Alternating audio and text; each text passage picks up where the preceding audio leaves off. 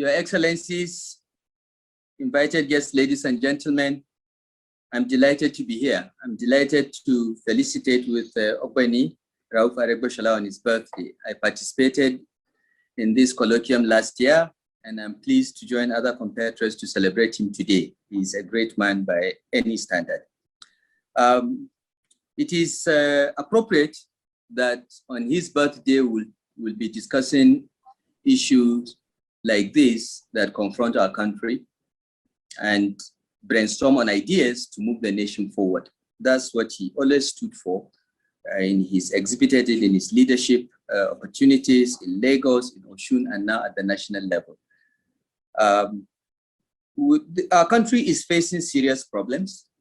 Economic, social fabric is being stretched. Insecurity is widespread and at its peak in many ways. And people are becoming despondent. Big ideas, innovative ideas, new approaches to solving problems are needed if Nigeria is to survive the present and prepare for the future. In the presentation earlier, it was said that Nigeria would have a population of about 500 million by the year 2050. That's not very far from today. What are we doing now to ensure that that population explosion results into a demographic dividend instead of a demographic disaster? And it would be a disaster if we don't do something. So I want to thank Ogbeni for convening this and for us to talk about this. I think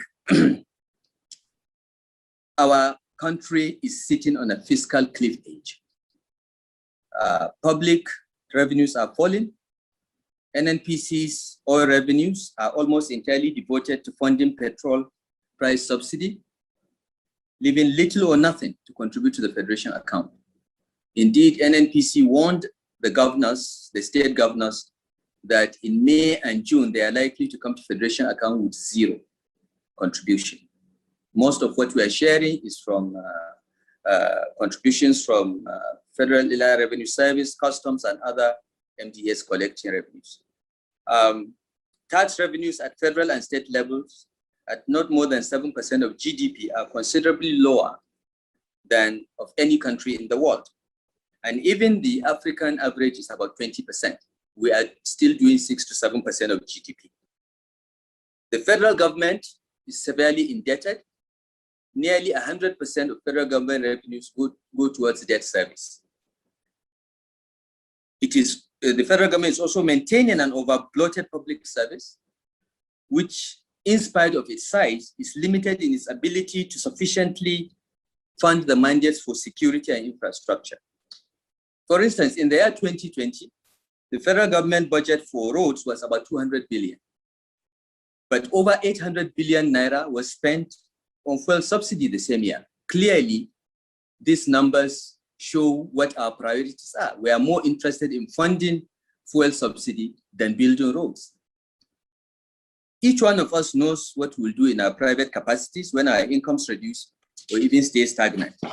We'll most likely respond by cutting our expenses while seeking other ways to enhance our incomes. That's what everyone will do when faced with the situation that Nigeria is facing.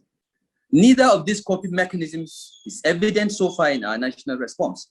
It appears that a significant section of our political and economic elite is of the view that the revenue crisis does not require any serious or concerted action. As if this country can behave like the ostrich and just muddle through, while the problems will resolve themselves and the good times will return without any effort. I believe very strongly, and I have no doubt, that we cannot leave our fiscal problems to chance or wishful thinking. Government must trim its costs and focus on security, infrastructure, and economic competitiveness. This is why this colloquium focusing on reducing cost of governance is so important. Now, I will be very specific because I have just a few minutes. How do we reduce the cost of governance?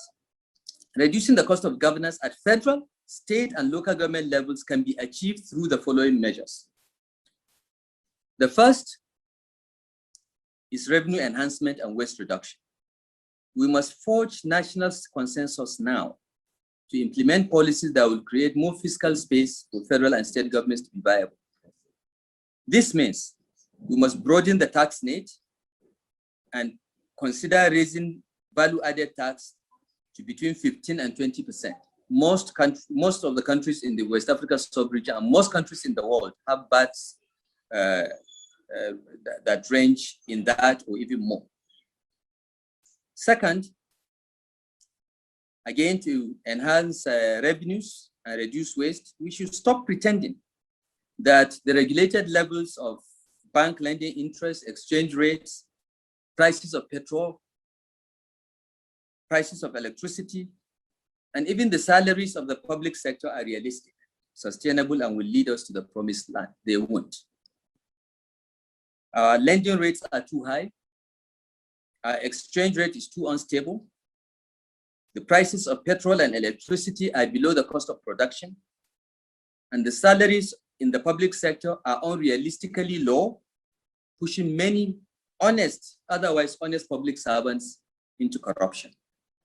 No country can perform better than the quality of its public service.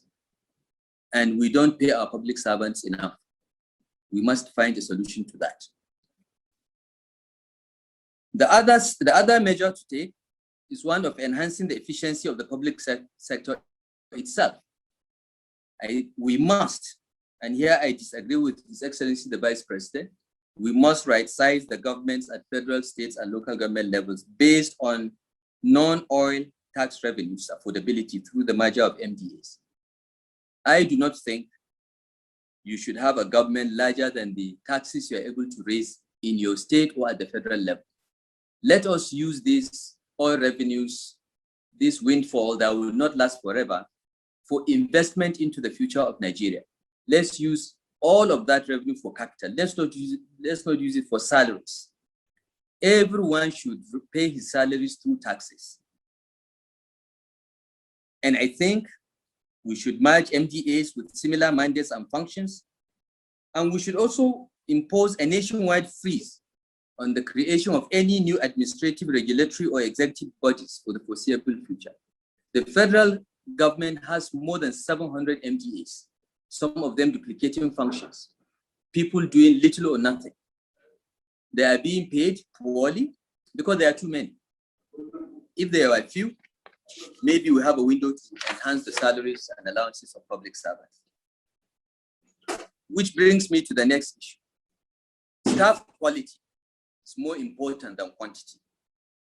In the public sector today, we have large numbers of people, many of whom are barely educated, half educated, and certainly ill-trained and equipped to deliver on the functions of government. We need a public sector that will be able to deliver on programs and policies of government. We don't have that in many islands of the federal government and in many states. We need to energize, professionalize, and compensate public servants to attract the best and brightest. Look at any country in the world doing well. Their best and brightest people, the graduates of Oxford and Cambridge, the graduates of Harvard and Yale, the graduates of Peking University go into public service in their countries. We need to go back to those days when the graduates of the University of Ibadan, University of Ife, Ahmadu Bello, the top graduates of the first universities went into public service. But with the levels of pay we have now, many people prefer to work for oil companies, banks, or telecoms companies. We need to boost the numbers, equipment, and technology in the defense and security sector. We don't have enough police, we don't have enough armed forces, they don't have enough armament and technology, and we need that more than ever, particularly now when we are facing multiple insurgencies across the country. We also need to enhance the machinery of government. We need to undertake a significant review of the machinery and operations of all departments, branches, and tiers of government for effectiveness, efficiency, and transparency. And this means we should aim to have a lean and affordable executive branch with a fully monetized compensation system. Nobody should be getting free housing or free car. We should pay people a salary, a check, and every month they pay for their housing, they pay for their car. We arrange for a consumer finance system so that people can buy a car and pay over some years. People can buy a house and have a 20-year mortgage. That is what we need to do. We need to have less expensive national and state assemblies with lower overheads allowances. And we need a well-functioning, better paid, and less corrupt judicial system. However, what we face, Your Excellencies, ladies and gentlemen, is not just a fiscal crisis. It is a crisis of economic development. Our country clearly has to cut the cost of governance to have a fighting chance to develop. We have to reduce waste and eliminate fraud, but it is also true that Nigeria as a whole needs to create more wealth in the public and private sectors to enhance the life chances of our people, build human capital, and promote equality of opportunity. The government has to take the lead to help crystallize economic recovery and growth. I've heard the previous speakers talking about spending, sharing. We can only share what we have generated. We can only share what we have made. We need to make a bigger cake to be able to share. The way we are going, we are spending what we don't have, what we have not, the cake that we have not baked, and we may bring the nation to a fiscal cliff, a liquidity crisis, and if nations can go bankrupt, we could take it there. We must raise more revenues. We must find ways to raise more revenues instead of always thinking of spending and sharing. We cannot keep printing money forever. We cannot allow our exchange rate to hit 1,000 naira to the dollar. And it will if we continue to spend without raising revenues. So let me end, because I'm speaking to a federal minister and maybe the VP is online. What should the federal government do? Because as a state governor, I'm limited in what I can do as far as macroeconomic policy is concerned. It is the federal government that should take the lead in doing some of these things and then incentivize the states to line up and do their own bit. I think the first thing we need to do is we need to end guesswork and governance in the dark. We need data to govern. We need to know how many people live in this country.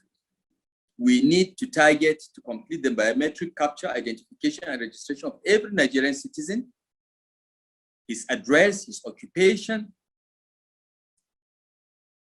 because that is the foundation for raising tax revenues. You cannot tax a person or business that you don't know exists. We need to bring all the databases from vehicle licenses to NIMC to SIM cards. We need to bring them together to have a national database of citizens of Nigeria and what they do and where they live so that we can tax them. That's the one way to raise tax revenues. It is only when you have this kind of data that you can also plan for development, ease security management, and even ensure socio-economic targeting. If you want to target subsidies, if you want to do homegrown school feeding, if you want to do conditional cash transfers, how do you ensure that it is people that are vulnerable that are getting this without data? Most of the time we are guessing, we are governing in the dark. So I think this should be a national priority. We must know how many Nigerians exist, live in Nigeria, those that live outside, and what they do. Second, we have an internal security crisis which must be addressed. We must restore internal security and strengthen national defense. We must comprehensively defeat the insurgents and bandits. because socio-economic activities nationwide will sooner or later be grounded to a halt unless this is done within the shortest possible time. Thirdly, we need to entrench true federalism. We need to reinstate the elite consensus of 1951 under the Macpherson's Constitution.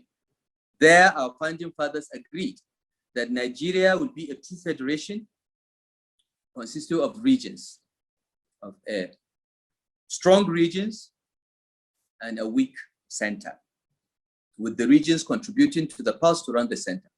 We've moved from that, we now have 36 states and the FCT, but we can still be a true federation if the APC True Federalism Committee report of 2018 is implemented. And we have talked about that over and over, issues around rule of law, common citizenship, meritocracy, and devolution of powers, moving about 10, 11 items now on the exclusive list to the concurrent list.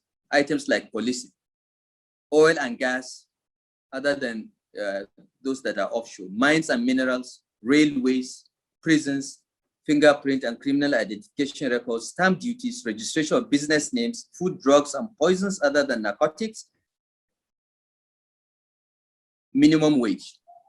All this should be on the concurrent list. That way, the federal government can set its minimum wage that it can afford, and each state can set its own minimum wage that it can afford, because cost of living differs across Nigeria. Cost of living in Lagos and Rivers is not the same as in Zamfara state.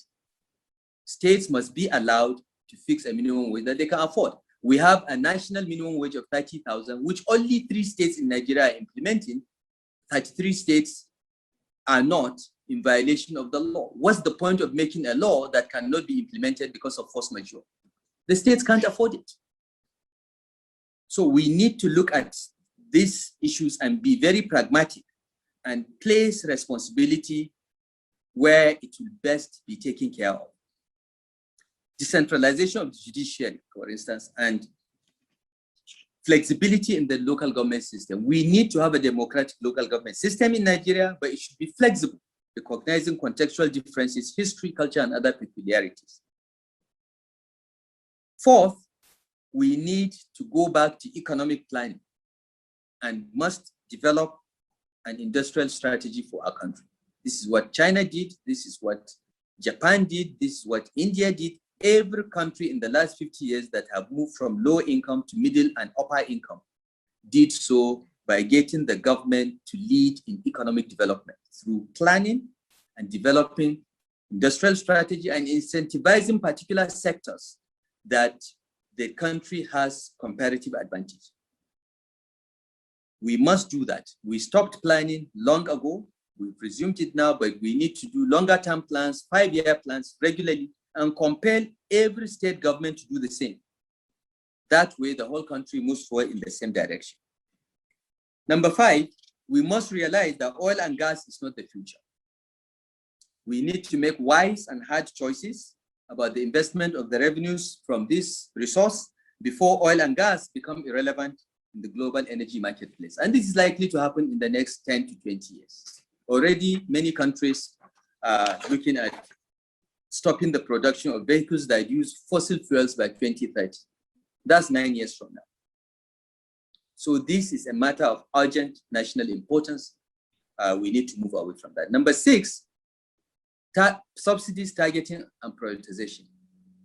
We must abolish unaffordable subsidies and direct resources to areas of national priority. I believe that spending 4 times our national roads budget on subsidizing fuel, or spending 1.6 trillion to bail out a privatized electric power sector, needs urgent reconsideration.